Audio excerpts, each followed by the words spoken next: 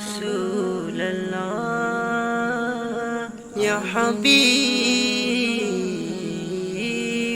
আমি আপনি মৌতের প্রস্তুতি আমার নেই। আমি মনে করেছি আমার দীর্ঘ সময় দীর্ঘ হায়াত আমি পাবো, কিন্তু আপনার হঠাৎ যখন মৃত্যু আপনার এসে যাবে, তখন ওই মৃত্যু আসলে আপনি আর পৃথিবীর সাথে কোনো সম্পর্ক থাকবে না।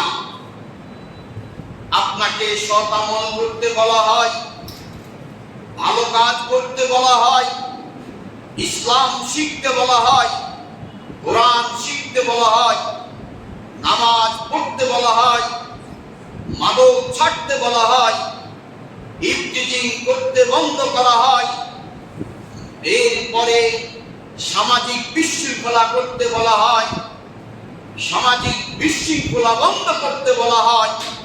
কিন্তু আমি আপনি এই সমস্ত কাজেই আমি ব্যস্ত থাকি। মৃত্যুকে নিয়ে কখনো আমি চিন্তা করি না। মৃত্যু এক সময় আপনাকে পাকড়াও করবে। আল্লাহ তাবারক ওয়া তাআলা তিনি বলেন, হাত্তা ইযা জা আহাদাহুমুল মাউত, যখন তোমাদের কারো মৃত্যু এসে যাবে, এই মৃত্যু যখন এসে যাবে, তখন তিনি আল্লাহ তাবারক ওয়া তাআলার কাছে আহ্বান করবে, হে আমার পরওয়ারদিগার, আমাকে আপনি একটু অবকাশ দিন, সময় দিন, আমাকে এখন ছাড় দেওয়া হোক। আমি এখনো পর্যন্ত নামাজ পড়ি নাই, আমি এখনো পর্যন্ত রোজা রাখি নাই, আমি এখনো পর্যন্ত কালেমা শিখি নাই, আমি এখনো পর্যন্ত ইসলাম শিখি নাই। তোমার কাছে যাবার মতো আমার কোনো পুঁজি নেই, আমাকে একটু সময় দেওয়া হোক, আমি একবার ফিরে গিয়ে আমি একটু ভালো মানুষ হব। যেই সমস্ত মানুষেরা সৎ আমল করে না, তাকে বললো সেই শুনে না, ওই মানুষটি কখন সৎ আমল করার জন্য আকাঙ্ক্ষা পোষণ করবে? ওই যে কবির ভাষায় বললাম, যখন মৃত্যুর পিয়ালা আপনার সামনে এসে যাবে, তখন আপনি রবকে বলবেন, রব্বি ইরজিউন, ইয়া রব, আপনি আমাকে একটু সময় দিন, এই সময়টা নিয়ে আমি আবার ফিরে যাব, ফিরে গিয়ে আমি একটু সৎ আমল করব, ভালো কাজ করব, একটু ভালো মানুষের কাতারে আমি সারিবদ্ধ হয়ে জীবন যাপন করে এরপরে আমি একটি ভালো মানুষ হিসাবে আপনার কাছে আসতে চাই। তখন আপনার এই দরখাস্ত, এই আহ্বান, এই আরজি আল্লাহ তাবারক ওয়া তাআলা কবুল করবেন না। পরে অংশে বলেন, লাআল্লি আ'মালু সালিহান বিমা তারাকতু, সম্ভবত আমি একটু ভালো কাজ করব, এই ভালো কাজ করে আমি সালেহ নেক বান্দা হয়ে আমি যে অতীতকালে যে বয়সটি পেয়েছিলাম, 50-60 বছর বয়স পেয়েছিলাম, এই বয়সে আমি ভালো কাজ করি নাই। আমি আপনার কাছ থেকে ওয়াদা নিচ্ছি, আমি ওয়াদা করছি, আমি অঙ্গীকার করছি, এখন থেকে, আজকের তারিখ থেকে, যেই দিন মৃত্যুর চিঠি এসেছে, আমার মৃত্যুর মালাকুল মউত এসেছে, আমি আজকে থেকে ভালো কাজ করব। এখন সে আকাঙ্ক্ষা পোষণ করছে। কে করবে? যে পৃথিবীতে ভালো কাজ করে নাই, যে পৃথিবীতে নামাজ পড়ে নাই, যে পৃথিবীতে রবের কথা শুনে নাই, ও এখন রবের কথা শুনবে। এই জন্য রবের সাথে কথোপকথন হচ্ছে যে আজকে আপনি আমাকে ছুটি দেন, আমি আবার ফিরে গিয়ে একটু পড়াশোনা করে ভালো মানুষ হতে যাচ্ছি। এরপরে অংশে বলেন, আল্লাহ তাবারক ওয়া তাআলা জবাব দিচ্ছেন, কাল্লা, কখনো না, হতেই পারে না।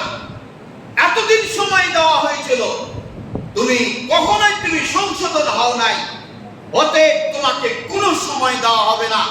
এটা কিসের কথা? মানুষ সমাজে বলে না, এটা তো মুখের কথা, এটা অন্তরের নয়।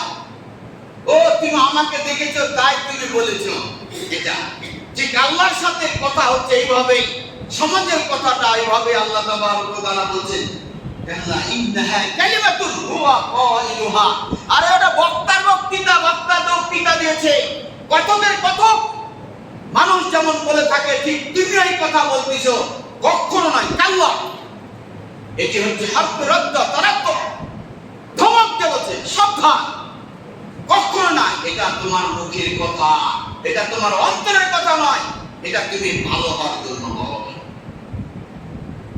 এখন আল্লাহ তাবারক ওয়া তাআলা ব্যক্তিকে বলছেন, ওয়া মিন ওয়ারাইহিম বারযাখুন ইলা ইয়াউমি ইউবআসুন। তোমার পিছনে বারযাখ নামক একটি জগৎ অপেক্ষা করছে, কিয়ামত হওয়ার পর্যন্ত তুমি এখন এখানে থাকো। আল্লাহর কাছে সেই সময় চেয়ে নিচ্ছে যে আমাকে একটু সময় দেওয়া হোক, আমি একটু ভালো কাজ করে আসব। এরপরে আল্লাহ বলছেন যে না, কখনোই না। তোমার এটা মুখের কথা, তুমি অন্তর থেকে বলো নাই। তোমার আর কোনো ছুটি নেই, কোনো সময় নেই। তোমার হায়াত নামক তালিকা থেকে তোমার হায়াত শেষ হয়ে গেছে। তোমার এখন মৃত্যুর রুটিন তৈরি হয়েছে। এই মৃত্যুর তালিকা তোমার চূড়ান্ত। লা ইস্তাকদিমুনা সাআতাও ওয়া লা ইস্তাখিরুন। আর একটা সেকেন্ড সামনেও যাবে না, আর একটা সেকেন্ড পিছনেও যাবে না। তুমি আর কোনো সময় পৃথিবী নামক জায়গাতে তোমার কোনো জায়গা হবে না। তাহলে বারযাখ কোনটা হলো? কবর নামক যে জীবনটি হবে, কবরে যখন মানুষকে দাফন করা হবে, এটি হলো তার আপনার বারযাখী জীবন। তাহলে আপনার এই জগৎ যেটি, সেটা হলো হায়াতে জিন্দেগির জগৎ।